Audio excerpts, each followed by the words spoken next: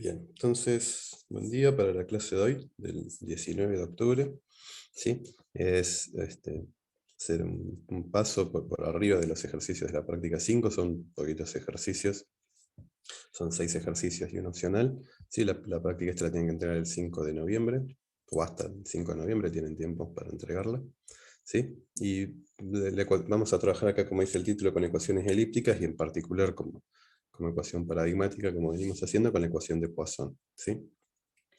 Entonces, en un problema 1D vamos a tener esto, ¿sí? Vamos a tener que la derivada segunda con respecto a x, por ejemplo, es una cierta función f, que describe lo que llamamos forzado, fuentes, de la ecuación. ¿Sí? Y lo que vamos a tener que hacer es encontrar h a partir de esto. O sea, vamos a tener que de alguna manera invertir los operadores de derivación. Entonces, el primer problema lo que propone es... tal vez empecemos por acá primero. ¿Sí? Con algunas cosas que cambian un poco de cómo venimos trabajando. ¿Sí? Por un lado acá hay una reseña sobre la ecuación de Poisson y las condiciones de contorno, los distintos tipos de condiciones de contorno que se pueden llegar a tener. Esta lista no es exhaustiva, pero sí abarca varias de las más comunes, sobre todo Dirichlet y Neumann, que son con las que vamos a trabajar en esta práctica. ¿Sí? Además de periódicas, que bueno, acá está omitida, porque ya venimos trabajando desde hace varias prácticas. Sí, entonces acá hay un poco un reconto de cómo venimos trabajando las condiciones de contorno. ¿Sí? Hasta ahora trabajamos solo de Dirichlet, y lo hacíamos mediante esta manera, donde agregábamos un vector D, seguramente recuerden, y esta matriz era el operador de diferenciación, y estaba definido solo adentro para los puntos interiores de nuestro dominio, ¿sí? Donde nuestro problema diferencial está bien definido. Entonces esto es más que nada un repaso, y acá aparece otra idea posible de trabajar, que ya lo habíamos mencionado, ¿sí? Que es considerar una matriz un poco más grande y que ya va a ser menos simétrica, ¿sí? Donde esta matriz de diferenciación ampliada, si quieren, lo que hace es agregarme ecuaciones para mis condiciones de contorno, ¿sí? Entonces básicamente acá me está agregando una fila más arriba, y eso está diciendo h0 igual a a, donde a es mi condición de contorno en x igual a 0, y lo mismo para la fila de abajo, ¿sí? Estoy agregando una ecuación que es sencillamente hn igual a b, donde ves mi condición de contorno para x igual a l, digamos.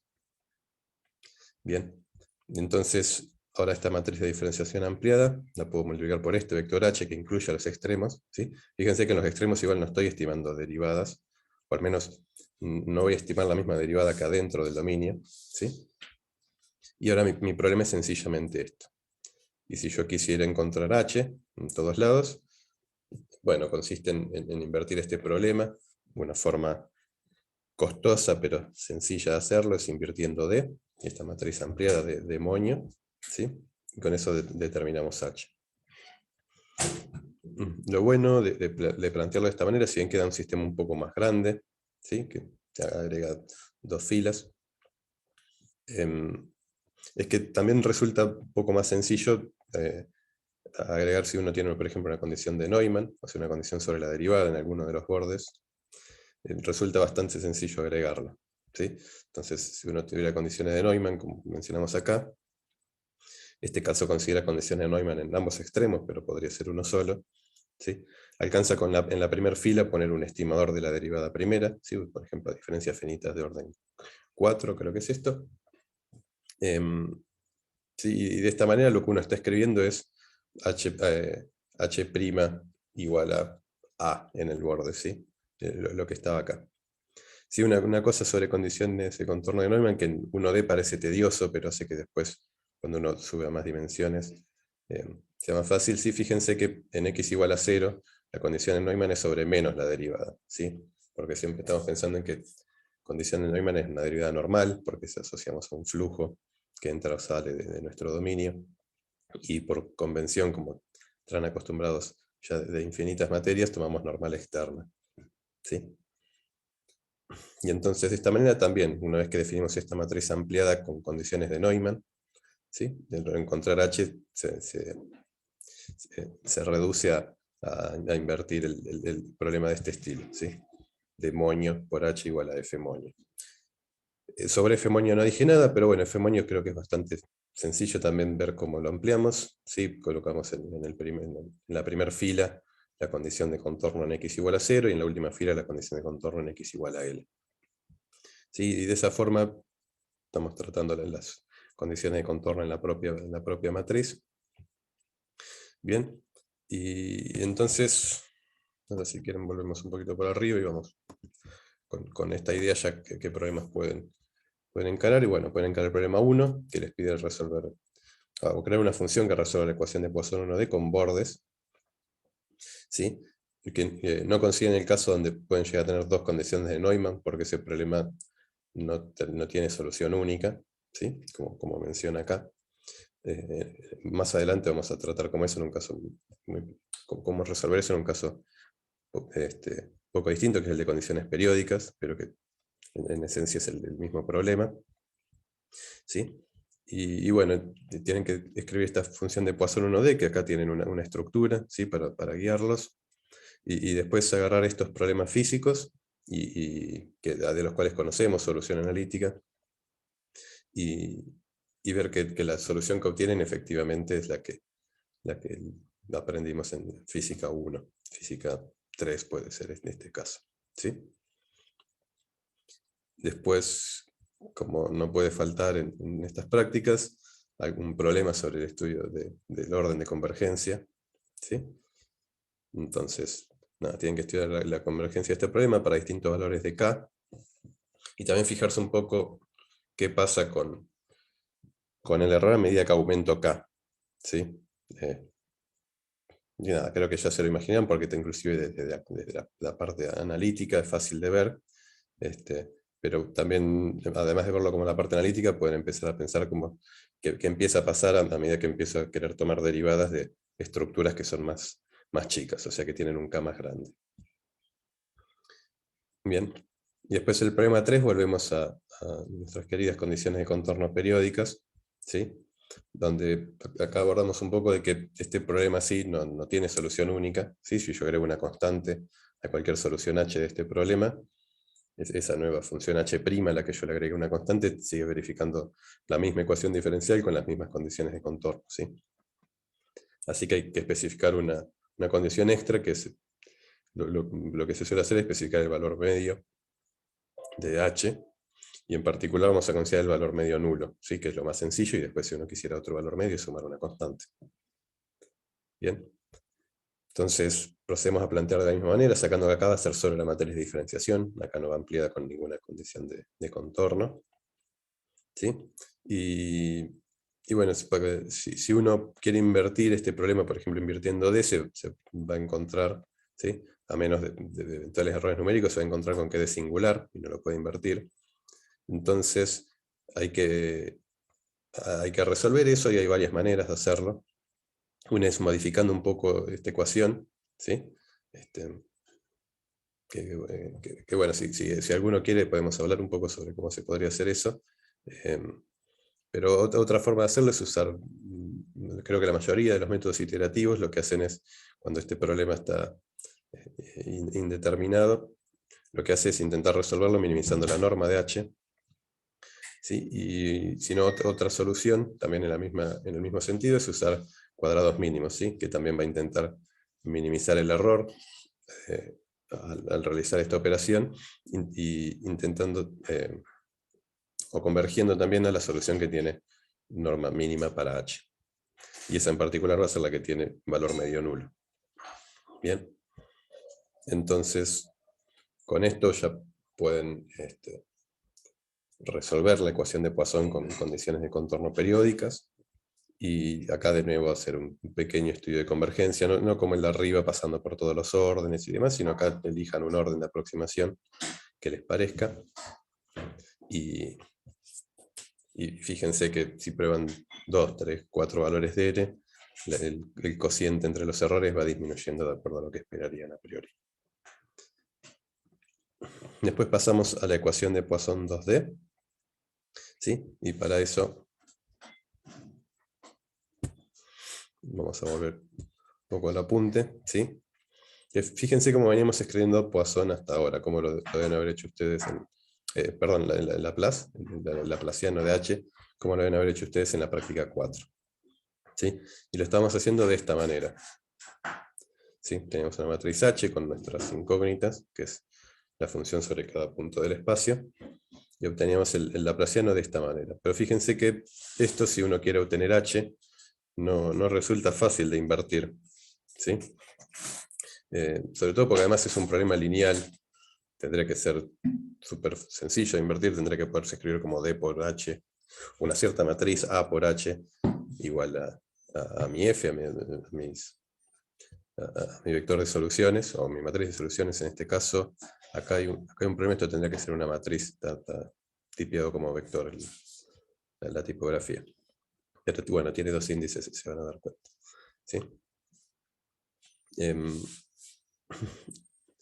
Y entonces, esta sección trata un poco sobre eso, sobre cómo si tenemos un problema lineal, tenemos que poder escribirlo como un problema lineal A por X igual a B, fácilmente invertible. Y entonces la idea es dejar de pensar H como una matriz y pensarla como un vector, una tira de números. Lo que hago es, lo vamos a llamar aplastar, para que sea más parecido también con la parte computacional que vamos a hacer. Y entonces paso de esta matriz H a este vector H, también con Brive, no recuerdo ahora cómo se llama el símbolo este en español.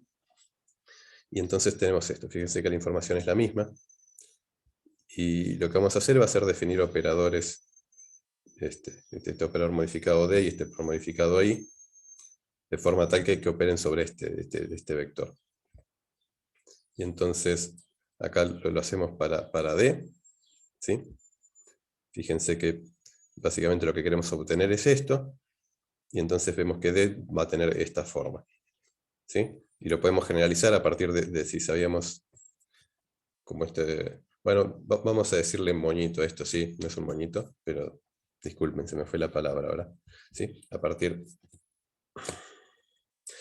de D, vamos a poder siempre obtener el acento breve, se llama Joaquín, yo lo conozco como breve en inglés, o pensé que era así al menos.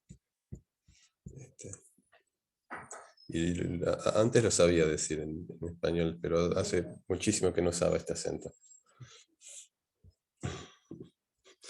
Bueno, pico invertido. Listo. De forma democrática elegimos que sea pico invertido. Porque creo que el voto de Valentín es por pico invertido. Entonces, la idea es que en general, ¿sí? Inclusive D no podría no ser un operador de diferenciación, podría ser un operador cualquiera que opera sobre una matriz, y si queremos obtener la versión del mismo que opera sobre el vector, ¿sí? Que viene de aplastar a la matriz, eso se puede obtener en forma general, y acá hay medio una formulita que nada, es cuestión de hacer un poco de aritmética con los índices. No viene muy al caso, esto se lo damos resuelto en una función, ¿sí? Pero bueno, es esta idea de pasar de operar el operador contra la matriz a hacerlo sobre el vector y ver que se puede hacer, y se puede hacer lo mismo para I, ¿sí? Y de manera que ese operador pico invertido, ¿sí? Para la idea segunda con respecto a I, sigue operando a izquierda, y por lo tanto, como se imaginan, una vez que tengo los dos operando a izquierda, los puedo agrupar y puedo plantear este problema. Y ahora sí, es cuestión de resolver este problema para H pico invertido, y de esa manera yo obtengo todos los valores que quería obtener. Eventualmente, si quiero volverlo a la representación matricial, lo que hago es deshacer la operación del aplastado. Eso obviamente es invertible porque no perdí información, lo único que hice fue cambiar como los voy contando, pero siguen siendo la misma cantidad y puedo volverlo para atrás. Y entonces obtengo mi matriz H original, ¿sí? Que era mi incógnita, obtengo esto. O sea, obtengo esto y después, invirtiendo el aplastamiento, obtengo esto. ¿Sí?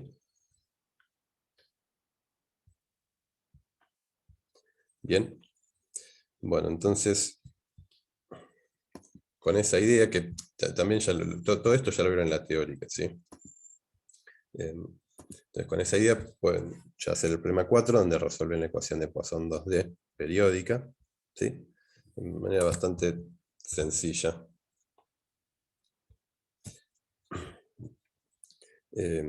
Entonces, nada, acá tienen para escribir un código y como siempre cuando es 2D, hacer algunas pruebas de que el caso 1D se recupera fácil, se recupera correctamente, etc. Después un problema 2D y les damos acá una figura, nos deberían llegar algo cualitativamente parecido a esto, y les damos también el error que deberían tener para un cierto operador. Una cosa que no dije, bueno, no, lo digo al final, creo que va a quedar más claro al final. Sí. Y después hay un problema enteramente opcional, que es este problema 5, que verán que denunciado es escueto y la idea es escribir una función Poisson 2D que resuelva la ecuación de Poisson 2D con contornos, ¿sí? Con condiciones de tipo Dirichlet o Neumann, ¿sí? Y después validarlo con un problema de selección, y para que no se le ocurra ninguno, les dejamos uno posible, ¿sí? De infinitos que hay, interesantes, que es, por ejemplo, un hilo cargado, ¿sí? En vacío, pero rodeado por 4 paredes conductoras, ¿sí? Y entonces, para hacer eso, también acá hay una ayuda, ¿sí? El tratamiento con los contornos se hace un poco más tedioso. No es difícil, es solamente cuestión de sentarse y escribirlo. El problema es que precisa tomarse 10-15 minutos para escribirlo bien, ¿sí? Y se relaciona con que nuestro operador D aplicado H devuelve esto, ¿sí? Pero como venimos trabajando ahora, donde estas cosas se están incluyendo los contornos, o sea, toda esta parte que estoy mostrando con el mouse serían contornos, ¿sí? Me está calculando derivadas en los contornos, y esto no está bien. Y inclusive cuando después le sumo la parte con respecto a I, me termina quedando algo de este estilo. Fíjense que yo acá lo que tendría que tener son condiciones de contorno, y para esto que era un problema de Dirichlet me están apareciendo derivadas, y esto no está bien. Lo bueno de la forma de los operadores pico invertido, como dijo Julián, ¿sí? Es que en realidad estoy teniendo una ecuación para cada punto, entonces puedo acomodar fácilmente para matar estos términos que están apareciendo acá y que no deberían aparecer, ¿sí? Es cuestión de poner las filas correctas igualadas a 0, y entonces estos términos de acá se me van a ir. ¿Sí? Igualadas a 0, por ejemplo, en el operador derivada con respecto a I, el pico invertido, ¿sí? Mato estos términos de acá, y en el operador derivada con respecto a X, pico invertido, mato estos términos de acá, ¿sí? Entonces después la suma me queda bien, quedan las condiciones de Dirichlet. Sacando por las esquinas siempre son un problema. Pero bueno, para Dirichlet por ahí no son tan problemáticas porque no propagan información hacia el resto del dominio. En el caso que tengamos condiciones de Neumann es un poquito más tedioso, pero de la manera en que lo vamos a trabajar es cuestión de desacoplar las esquinas a mano, y que las esquinas hagan lo que se les quiera. Les damos una ecuación de juguete para que la matriz siga teniendo inversa y se pueda resolver el problema. Pero ponemos una ecuación cualquiera que no involucre a ninguno de los otros h's y listo. Después si invierto esto, voy a tener valores para las esquinas que no me van a importar, los voy a tirar. Y de esa manera puedo resolver el problema. Bien, de nuevo, la función para aplanar estos operadores de y transformarlos en sus versiones pico invertido, tiene la opción de hacer esto. Sí, por defecto no lo hace, entonces para un problema periódico uno no se preocupa, pero si quieren hacer el problema opcional, tiene una opción borde para hacer el tratamiento de los contornos y matar estos términos erróneos que aparecen en los bordes. Bien. Bueno, y acá en el apunte también tienen sobre cómo hacer el aplanado. En NumPy básicamente con esta función que es flatten, y después con reshape pueden deshacerlo, el aplanado. Bien, entonces volviendo a los problemas, con esta idea, ¿sí? Y si alguno lo encara y quiere preguntarnos alguna otra cosa más, obviamente puede hacerlo.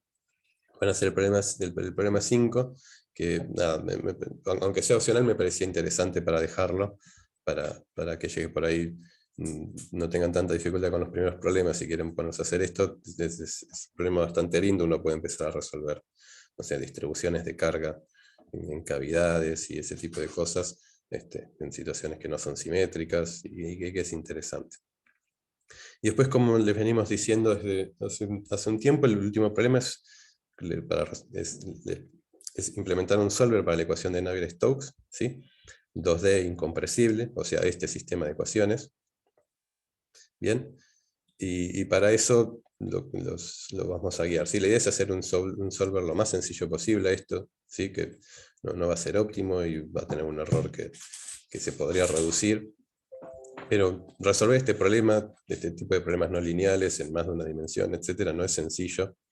De hecho, es un tema del cual se sigue investigando, se siguen publicando papers, y entonces, nada, la idea es tener algo que funcione y que cualitativamente al menos uno lo ve y está bien, y eso ya es un montón.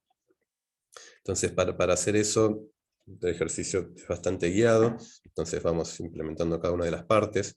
Primero implementamos una función que calcule el término que se llama término advectivo, que es el término no lineal de la ecuación. ¿Sí? Y entonces eso es lo que tienen que hacer acá. Y acá tienen un pequeño script para verificar que las cosas funcionan. No sé si como deberían, porque esto difícilmente agarre todos los errores posibles, pero sí al menos de manera razonable, que la cosa va bien. Si esto funciona bien, probable que la implementación de la función Navier-Stokes advección vaya encaminada. Después hacemos lo mismo con el término difusivo, la difusión de momento, que es nu por el laplaciano de B. Esto implementa el laplaciano. ¿Sí? Volvemos a hacer lo mismo. Y después para el problema incompresible, uno en fluidos tiene este problema, donde uno tiene una ecuación elíptica para la presión. ¿Sí? La presión lo que hace es cancelar instantáneamente cualquier divergencia que pudiera aparecer en el campo de velocidades B. ¿Sí? Y entonces en cada paso temporal tiene que verificarse esto.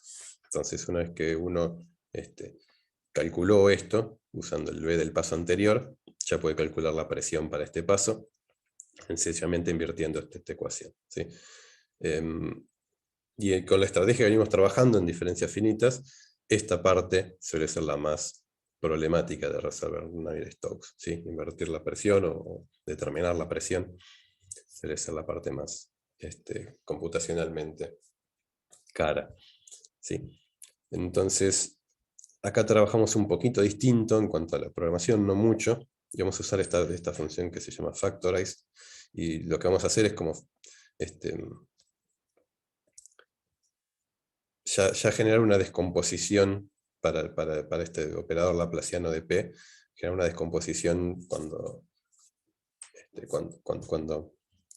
empezamos la integración, y usarlo después en adelante, y eso nos va a acelerar un montón. ¿Sí? En principio no les habríamos puesto esto en general, porque tampoco, como les decimos siempre, no nos interesa la máxima eficiencia a la hora de programar, pero en este caso la diferencia es casi de un factor 100 en la función que es la que más tiempo demanda en el código, y entonces valía la pena. Y acá está cómo se usa ese factorize, y es bastante sencillo. ¿Sí? O sea, se llama esta función con la matriz A de nuestro sistema por x igual a b, y después directamente la usamos contra nuestro vector de incógnitas b y obtenemos x. ¿Sí? Y este b es lo que va a ir cambiando en el tiempo, pero lo que acá es factorizada va a permanecer constante en el tiempo. Entonces nos ahorra un montón de cálculo. Bien, entonces la idea es acá implementar esa función para la presión, y de nuevo probarla en al menos algún setting sencillo, una configuración sencilla. Bien, y una cosa que no dije a propósito, y lo digo ahora, es que también para que nuestro código no se pase mucho tiempo volviendo a crear matrices de diferenciación y operadores en general, cuando los vamos a estar usando para cada paso temporal, y van a ser los mismos para cada paso temporal, la idea es inicializarlos una vez, guardarlos y usarlos de ahí en adelante. ¿Sí? Entonces, la primera función inicializar operadores, hace eso. Inicializa operadores para la derivada primera, para la segunda, para el laplaciano. ¿Sí?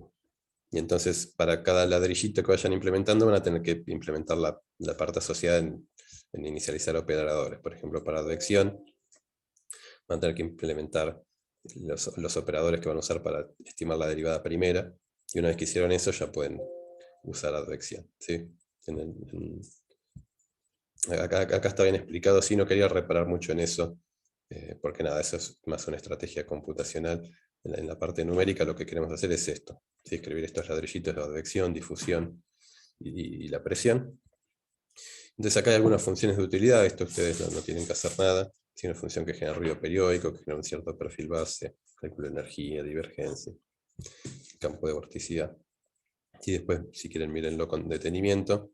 Y ahora sí, proponemos un problema en concreto, ¿sí? Porque tenemos herramientas para resolver las ecuaciones, pero no tenemos ninguna ecuación concreta para resolver, en el sentido de ya un problema bien definido. Entonces definimos esta, ¿sí? Definimos este perfil, donde BI es igual a 0 y BX vale esto, ¿sí? Que es un perfil que tiene dos zonas donde hay un gradiente de la velocidad bastante intenso, ¿sí? Un gradiente perpendicular a la velocidad bastante intenso, que son justamente LI sobre 4 y 3/4 de LI. Y a este perfil le ponemos, este perfil es una solución del problema, pero le ponemos un poquito de ruido y lo que vemos es que básicamente es una solución repulsora. El sistema no va a querer volver a esto, sino que va a cambiar en el tiempo, ¿sí? Entonces, nada, acá hay un poco una frase sobre cómo generar ese ruido. Que nada, es usando la función que les damos acá de ruido periódico, y después usando la función que escriben ustedes, que lo que hace es reservar la presión, ¿sí? Eso si lo usamos inteligentemente, ese ruido periódico, que la función que les damos no garantiza que el ruido sea con divergencia nula, pero usando esa función para Poisson, para la presión, si uno lo usa inteligentemente, lo que puede hacer es cancelar la divergencia que tiene ese ruido periódico que uno introdujo, ¿sí? Entonces, una vez que está el tema del ruido, ya está. Lo único que queda es escribir un ejecuta de orden 2, lo que recomendamos es de orden 2 para que sea sencillo, y integrar las ecuaciones en el tiempo para Bx y para Bi, y eso va a ser resolver Navier-Stokes, ¿sí? Parece un poco tedioso, o un poco largo, pero es porque el ejercicio está muy guiado, ¿sí? Hay mucho escrito por ustedes, entonces cuando se pongan a hacerlo van a ver que se hace bastante rápido y es bastante interesante, y me parece ya una linda aplicación que pueden hacer de todo lo que vienen siendo en la materia. Y bueno, acá la idea es ver que cualitativamente las soluciones están bien, ¿sí? No vamos a hacer análisis de error. Y entonces ver que lo que ustedes obtienen es más o menos esto, ¿sí? Que es, quienes cursaron estructura 1 ya habrán visto que este es el tipo de estructuras que se forman en inestabilidad de Kelvin-Helmholtz, ¿sí? Y bueno, y finalmente, lo último que quería mencionar es que toda la práctica, la idea es hacerla con operadores espaciales que sean de orden ajustable, ¿sí? Al menos 2, 4, 6 y 8, cosa que también puedan variar el orden y ver qué pasa. Para hacerlo en los problemas periódicos, eso no tiene ninguna dificultad, y ya en la práctica 4, quienes quisieran ya lo podían hacer. No recuerdo específicamente si hay algún ejercicio que lo pidiera, creo que sí. Y lo que vamos a hacer ahora es para cuando tenemos problemas no periódicos. Si ustedes saben que cerca de los bordes se complica armar el operador de diferenciación, no porque sea difícil, sino porque es complejo en el sentido que tiene más partes. Uno lo que tiene que hacer es usar diferencias finitas que van hacia solo la dirección interior del dominio en uno de los bordes, la diferencia finita en el otro sentido cerca del otro borde, y en el medio en general uno usa un esquema centrado, porque en el medio tiene toda la información para poder hacer uno centrado, que en general funciona mejor, ¿sí? Entonces eso hace que esa matriz de diferenciación de ella no sea simétrica, ¿sí? Las primeras filas tienen un cierto operador de diferencia finitas, las del medio una centrada, y las del final tienen el operador atrasado. Y nada, eso ustedes lo pueden hacer perfectamente, pero para que no usen su tiempo en eso, sino en algo que creo que yo es un poco más interesante, lo que les recomendamos es usar una biblioteca que se llama FinDiff, que no sé qué tan mantenida y no sé qué tantos proyectos de expansión tiene y por cuánto tiempo va a tener soporte, pero hoy por hoy al menos funciona bien, y entonces para esta práctica nos va a servir, ¿sí? Y entonces acá hay un pequeño ejemplo, es bastante fácil, de cómo obtener matrices de diferenciación con contornos, ¿sí? Usando FinDiff. Lo que sí es una biblioteca que van a tener que instalar, porque Colab no la tiene por defecto, pero para eso pueden usar esta primera línea, la copian y la pegan y ya está. Cuando usen FinDiff, tengan en cuenta que les devuelve el operador de derivada que ustedes pidieron sobre todos los puntos del dominio. Pero si nosotros tenemos condiciones de Dirichlet, por ejemplo, esta primera fila la vamos a tener que cambiar, y esta última también, ¿sí? Porque vamos a precisar derivadas en los puntos interiores, o sea, las filas 2 hasta la antepenúltima. Y la primera y la última van a tener que tener la parte de Dirichlet para definir ese demonio que hablamos antes, ¿sí? ¿Alguna duda sobre la práctica, sobre el planteo? ¿Algún ejercicio que no se entienda?